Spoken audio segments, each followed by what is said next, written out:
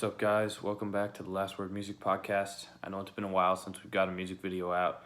Sorry, we've all just kind of been busy with AP tests, all that type of stuff. But now that we're getting close to summer, we're going to start putting out more content for you guys. And tonight is the first video in 2 weeks, so I hope you guys enjoy it. And I'm going to be reviewing the album Heroes by David Bowie for a classic album review. Now, Heroes is one of my personal favorite albums of all time, really. It's my favorite David Bowie album, even though albums like Rise and Fall of Ziggy Stardust are obviously more iconic and Low is probably more artistically acclaimed. But for me, Heroes is my favorite.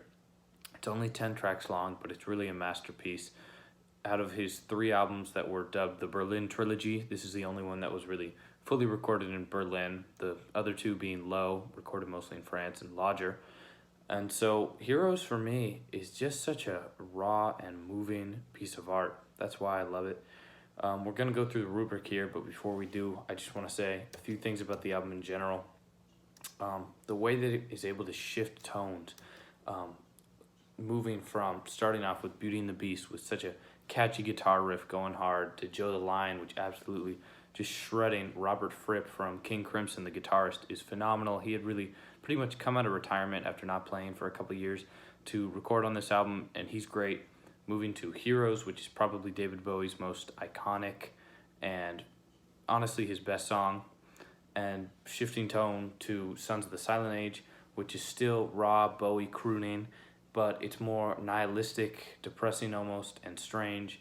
Moving to Blackout, which is really intense, and then the way that he's able to shift to so smoothly but also so rapidly to this completely different vibe on the second half of the album with songs like SCHNEIDER, Sense of Doubt, Moss Garden, and NEUKOLN, which are almost all instrumental tracks. Like Moss Garden is so serene and tranquil, and NEUKOLN is dark and brooding and powerful, but they're just so unique and fascinating. And then finishing with The Secret Life of Arabia, which again is a great song too. More of Bowie singing, but still phenomenal. So going through the rubric here for lyricism, I'm going to give him 20 points.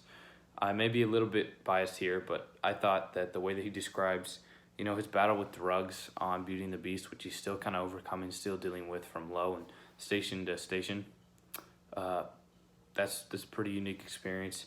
And Heroes, obviously, how can we ignore that song? The way that he paints this vivid image of, inspired by this couple seeing his producer, Tony Visconti, having this doomed love affair with his mistress right outside the Berlin Wall under a gun turret. It's just such a fascinating picture, and the way that Bowie paints it with his crooning lyrics is phenomenal.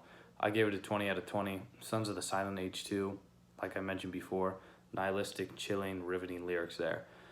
So next up we have album narrative and sequence. I gave him a 20 out of 20 here too. As I previously talked about, the way that he can shift from, it doesn't necessarily have like a cohesive story that he tells, but sonically the sequence and narrative to this album is so fascinating, just painting this picture of Berlin in the Cold War and the kind of zeitgeist of it, and the raw emotions. It's just such a unique experience. Listening to how he goes, like I mentioned, shifting from this shredding guitar on the first couple of tracks to the emotional Heroes, and then shifting all the way to serene and tranquil on tracks like Moss Garden and SCHNEIDER, more instrumental tracks, and ending with NEUKOLN and Secret Life of Arabia, which are powerful, brooding, etc. So 20 out of 20 there. We're at 40 out of 40 so far. Next up is production. Again, 20 out of 20. I can't stress enough how much I love this album to you guys. So for our rubric for non-hip-hop albums, production is more all-encompassing. It's more of like, instrumental pieces, etc., all that stuff. So I gave it a 20 out of 20. Robert Fripp, for a guy who hasn't really played guitar for a little while, coming back onto this album from King Crimson, is truly phenomenal.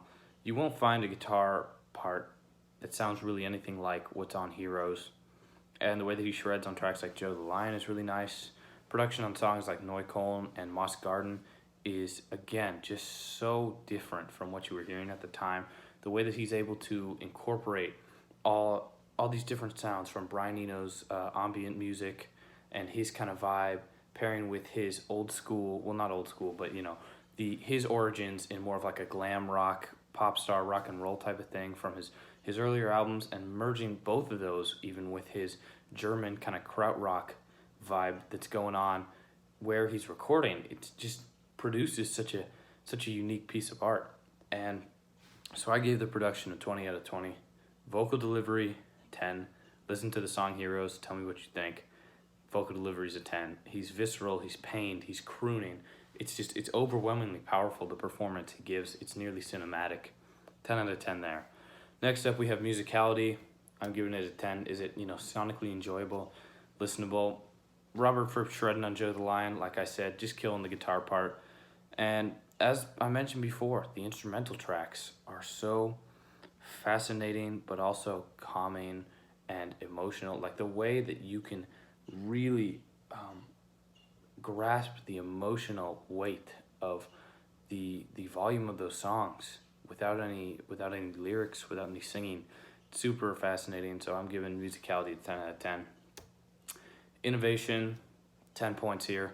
You might go a little bit less, but even then, like I mentioned before, the way that he combines all these different genres and origins that he has in his music, between Brian Eno, his rock pop origins, and this German sound, super cool.